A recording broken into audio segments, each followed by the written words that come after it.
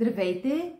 Днешната тема е свързана с челото, очите и как да изразяваме емоции, да движим съответно очите, да показваме чувства, а в същото време да не задълбочаваме бръчките по челото и даже да ги изгладим.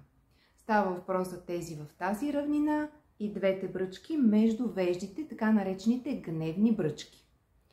Позата се нарича замръзналото чело.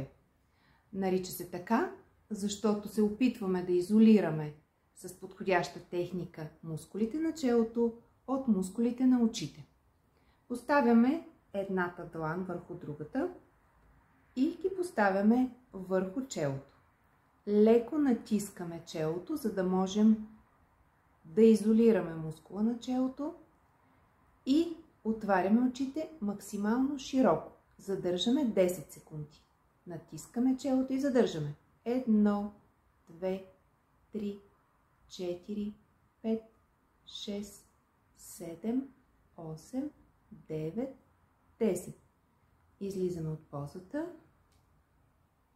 Дишаме и издишаме. Даваме си няколко секунди за почивка и повтаряме позата още 2 пъти по 10 секунди. Изключителна практика, може да я използвате навсякъде и да се наслаждавате на едно гладко, чисто и прекрасно чело. Благодаря ви!